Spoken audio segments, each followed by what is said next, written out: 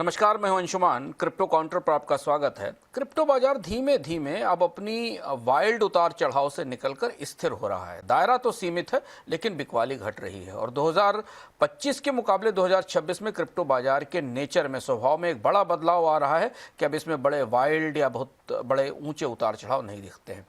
आज का बाजार समझते हैं। बिटकॉइन करीब 90,000 से 91,000 डॉलर के बीच ट्रेड कर रहा है। पिछले 24 घंटों में मामूली तौर पर 30 बेसिस पॉइंट के आसपास नीचे है। नज़दीकी सपोर्ट करीब 90,000, 89-90,000 पर है और ऊपर 93 से 94,000 डॉलर पर रेजिस्टेंस बनता दिखाई देता है। ETF के डेटा की एनालिसिस करने पर पता चलता है कि बिकवाली का दबाव अब धीरे धीरे कम हो रहा है। हालांकि नए निवेशक नहीं आ रहे हैं, लेकिन बड़े निवेशक या पुराने निवेशक बिकवाली भी नहीं कर रहे हैं। यही स्थिति इथेरियम में दिखती है। 3,000 से 3150 डॉलर के दायरे में है।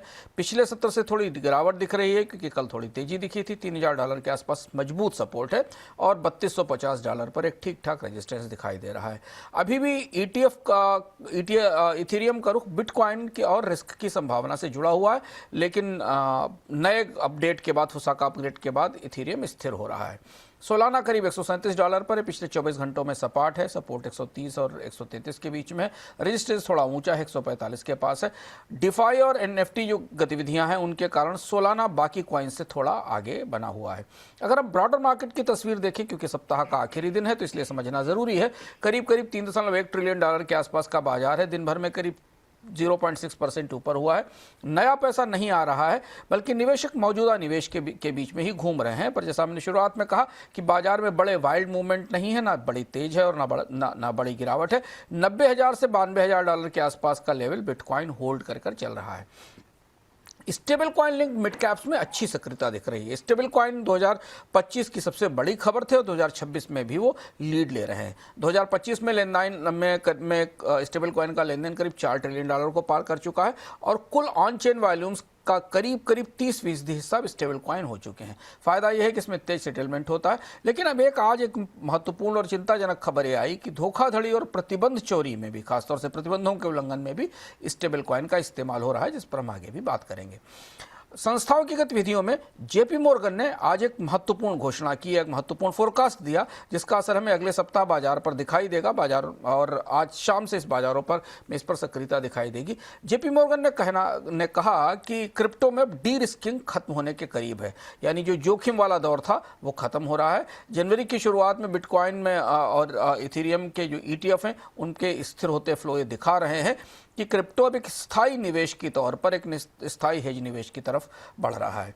ETF में अब लगातार निकासी नहीं है। एक दिन इनफ्लो, एक दिन आउटफ्लो चल रहा है। यह बता रहा है कि संस्थागत निवेशक अब एक्सपोजर को संतुलित कर रहे हैं, बाजार से निकल नहीं रहे हैं।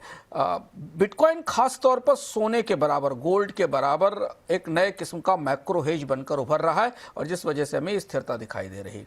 रेगुलेटरी डेवलपमेंट्स में आज भारत से महत्वपूर्ण खबर आई। भारत में अब केवल 49 क्रिप्टो एक्सचेंज मनी लॉन्ड्रिंग के तहत पंजीकृत किए गए हैं। 25 विदेशी प्लेटफॉर्म्स को ब्लॉक कर दिया गया है और उन पर करीब 28 करोड़ का जुर्माना लगाया गया। अगर आप भारत में क्रिप्टो ट्रेड करते हैं, निवेश करते हैं, तो उन्हीं एक्सचेंजेस में निवेश करें या उन्हीं एक्सचेंजेस से ट्रेड करें, इनको मनी लॉन्ड्रिंग की मंजूरी मिली हुई है।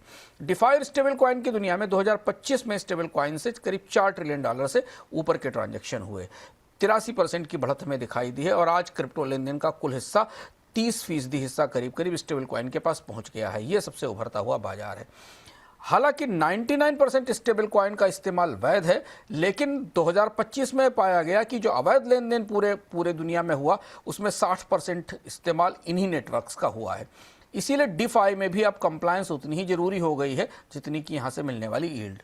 फ्रॉड और स्कैम के मामले में कोई बड़ा है क्या, आज रिपोर्ट नहीं हुआ, लेकिन 2025 में अवैध क्रिप्टो एड्रेस पर लेनदेन का आकार करीब 154 डॉलर हो गया है, जो पिछले साल से 162% ज़्यादा है। और यहाँ सबसे महत्वपूर्ण खबर बनती है, जिस पर हम आगे भी चर्चा करेंगे, कि इस अवैध गतिविधि का बड़ा हिस्सा सैंक्शंस को बाईपास करने के लिए किया गया है। यानी सरकारों ने कुछ इस तरीके से क्रिप्टो एड्रेस का इस्तेमाल किया है, जिससे कि सैंक्शंस को, जो प्रतिबंध लगाए गए उनको डिफाई कर सकें और पेमेंट्स कर सकें। रिटेल सेंटिमेंट में सोशल मीडिया पर मूड बेहतर हो रहा है। फियर और ग्रीड इंडेक्स 29 पर है। ये फियर का जोन है, लेकिन आमतौर पर तेजी के लिए इसे ज़्यादा स्वस्थ माना जा सकता है।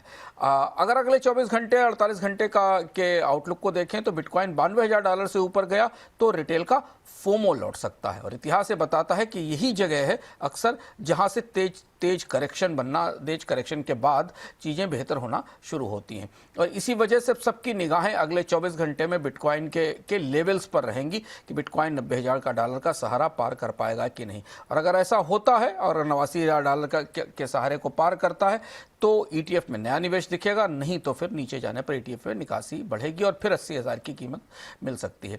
93-94,000 डॉलर के ऊपर अगर टिक गया 1-2-3 दिन तक तो फिर माना जाएगा कि जबरन बिकवाली खत्म हो चुकी है। अब हम आ गए हैं आज के क्रिप्टो विजडम पर। 2026 में सैंक्शन चोरी और अवैध स्टेबल कॉइन के फ्लो नीति का मुख्य मुद्दा बन चुके हैं और आने वाले दिनों में रेगुलेटर इसे लेकर सक्रिय होंगे।